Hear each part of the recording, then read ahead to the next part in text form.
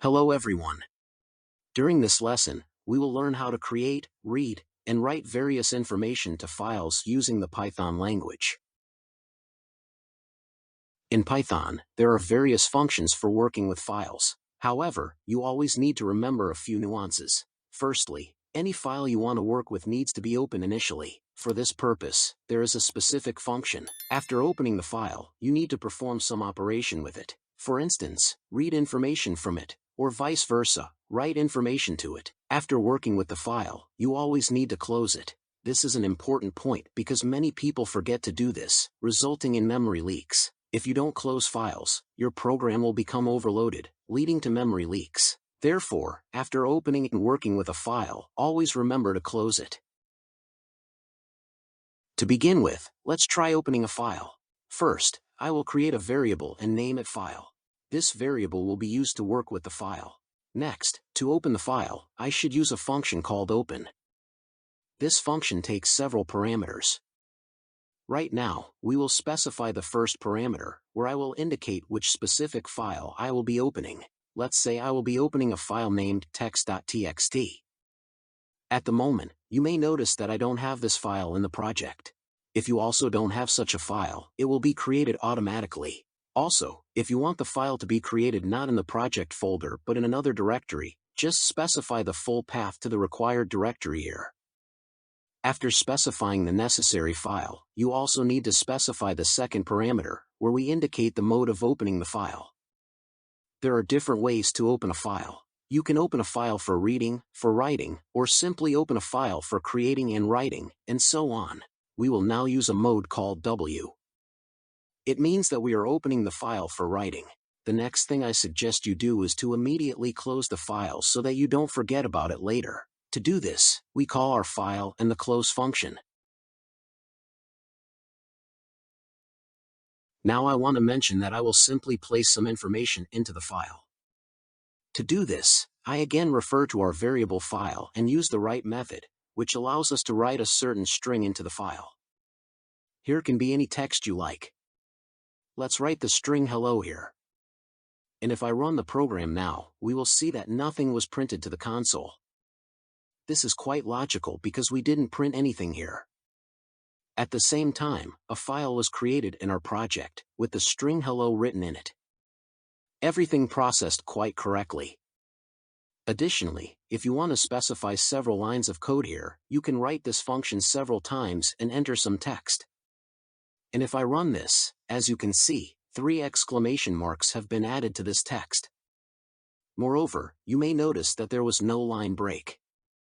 This happens because, unlike the print function, no line break is added here. If we need to do this, we can specify it ourselves by adding an at the beginning of the line. If we run this, we will notice that we now have 2 different lines. However, no matter how many times I run the program, each text will not be added to the previous one, and each time all the information in the file is completely erased. And some new information is written instead of the previous information. This happens because we use the write method. And if we want to add some new information to the current information, we need to use the A method. It stands for append, meaning adding information. And if we run this again, we will see that new information has been added to the file.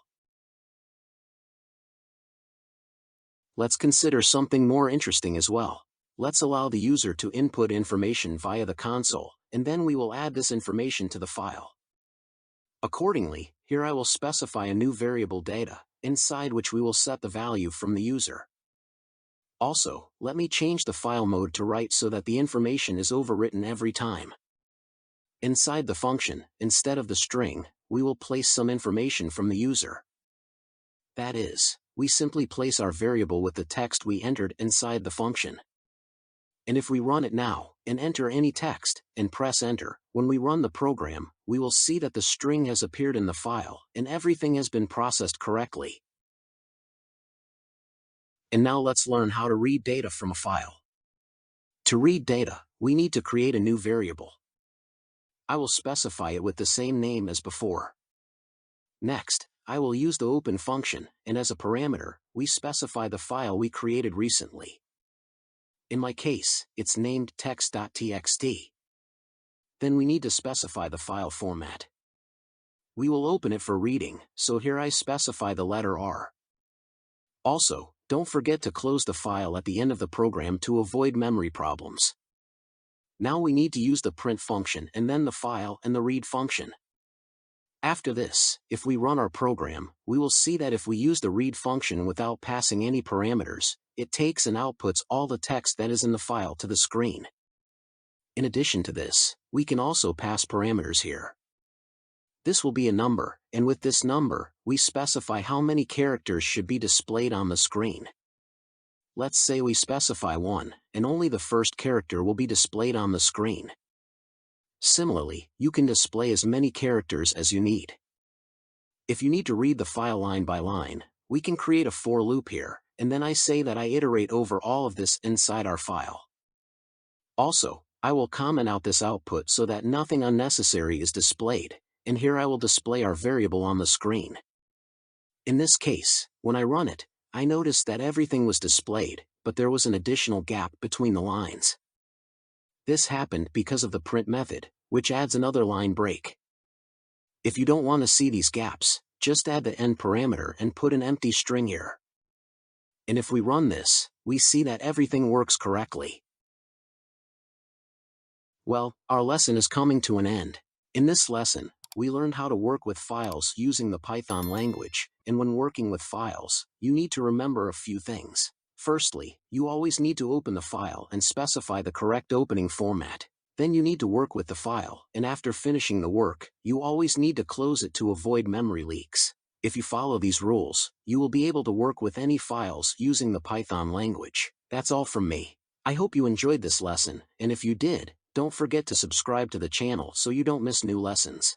Thank you all for watching. See you soon. Bye.